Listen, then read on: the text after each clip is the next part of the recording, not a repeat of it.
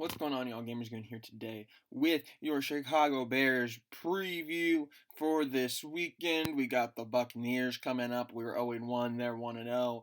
Obviously, if you watch my video of the recap, Bears didn't look too hot. They did not look too hot. And we're looking to bounce back this weekend.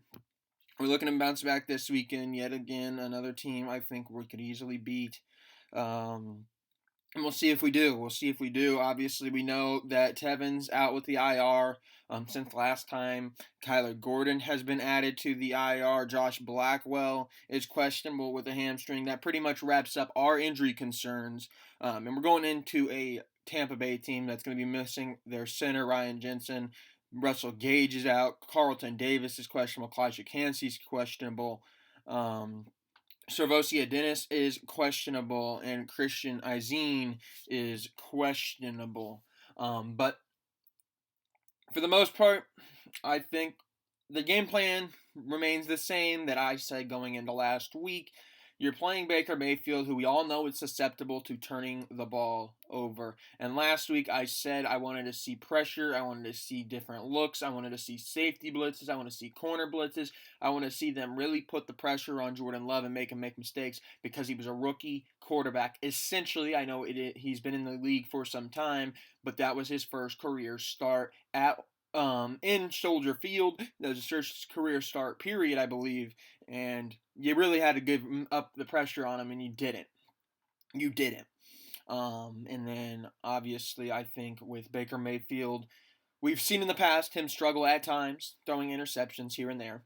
I think you can obviously exploit that by putting pressure on him and making him make poor decisions. But I'm nervous heading into the game. I'm not gonna lie. They have Godwin. They got Mike Evans. They are a team that I think could end up being very dangerous against us. You look at last week, and their receivers really just didn't have much of a problem getting open. They found open space after open space and really just torching our secondary.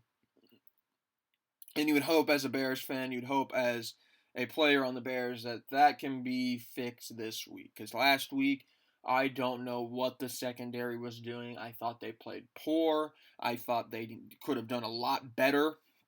So this is really going to be a bounce back game for the secondary. It needs to be a bounce back game for the secondary. And I would like to see Eddie Jackson really get involved this week.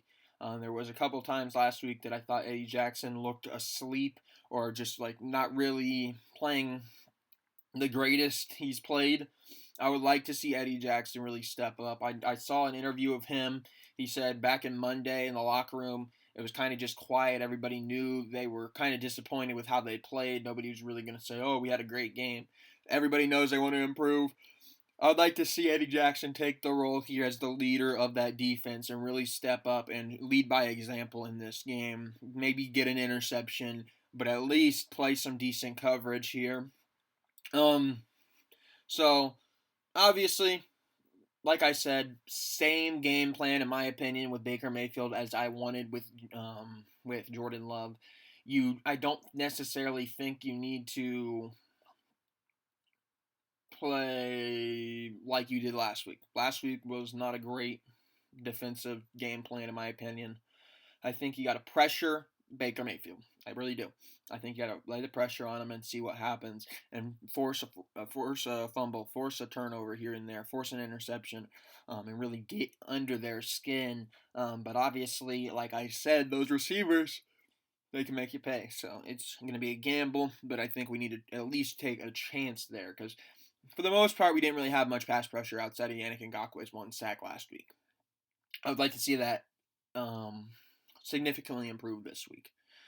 Then you go to the offensive side of things. Obviously, last week we did not see what we wanted to see offensively. We did put up 20 points, believe it or not. But we didn't really see much of a pass game. We didn't really see much of DJ Moore. The run didn't really get established until late with Roschon Johnson. I'm going to be interested to see the role Roschon Johnson takes because, in my opinion, he had the best game out of all the Bears last week. I'm going to be interested to see if Roschon's going to be the lead back or even if Roschon's going to have nearly as productive of a week as he had last week. See how much they game plan him into it. But I really like what I got out of Roshan last week. Sorry about that, yawn. But we really like what we got out of Roshan last week. But for the rest of the offense, you got to figure out ways. You got to figure out ways to get the ball in your playmakers' hands. DJ Moore being the key guy, in my opinion. I know Justin Fields came out and he kind of apologized to the fans, saying he was going to be more risky this week, take bigger chances. I hope that's true, but you got to get the ball in DJ Moore's hands. I've heard rumors, don't know if they're true, about Chase Claypool potentially being benched in this game, being inactive, listed as one of the players that's going to be inactive, even though he should be active. I believe there is at least some internal discussion about making him a healthy scratch. Because we saw it kind of last week, but there was like a lack of effort from Claypool. There wasn't really much going on there. Didn't look like he really wanted to be playing. And I mean, I saw it earlier this week that they said anything's on the table. Somebody asked about Chase Claypool being inactive, and Eberflus came out and said we're looking at all the options right now, and if Claypool is inactive, that is a major problem for the Bears. Major problem for Claypool.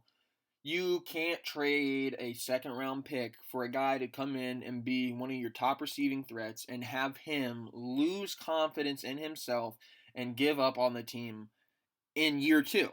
He hasn't even played here a full season. And if we're already giving up on him, that is a bad, bad sign. Chase Claypool, hopefully he plays. Hopefully he has a bounce back game. But I'm hearing rumors that he might not be good to go, and they won't be using him. But we'll see what ends up happening there with Claypool. But offensively, I think this week my number one concern, my number one thing, do it, that I'm gonna tell you guys right now is you got to establish the run early in the game. You got to establish the run early in the game. Don't go away from it. The more you run, the more that's going to open up on the passing side of things.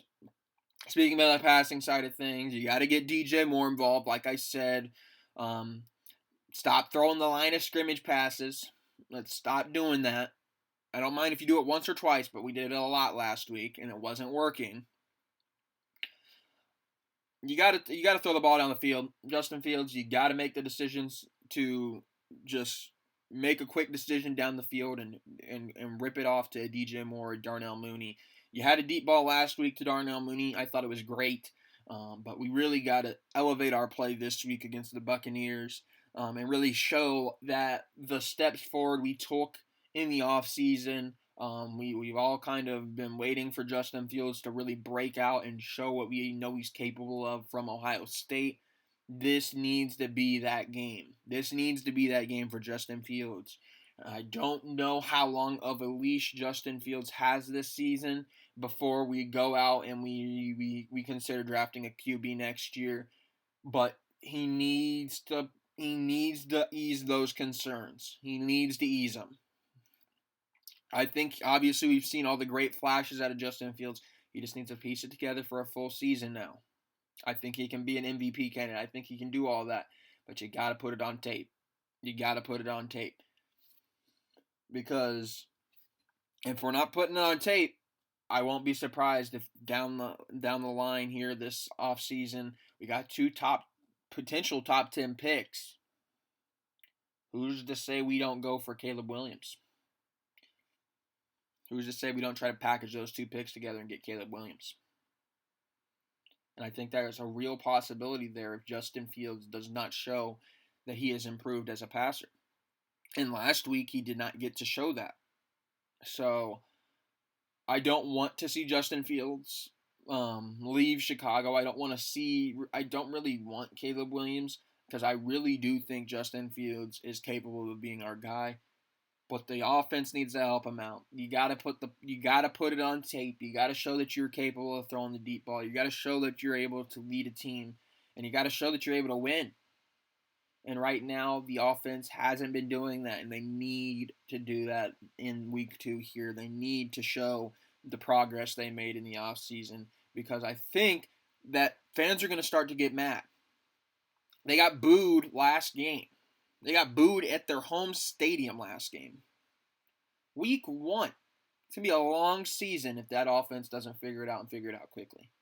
You can't go in there and play like you did last week. You got to try something different. You got to take risks. You got to get the ball down the field. You got to get the ball into the guy's hands that you traded the number 1 pick from.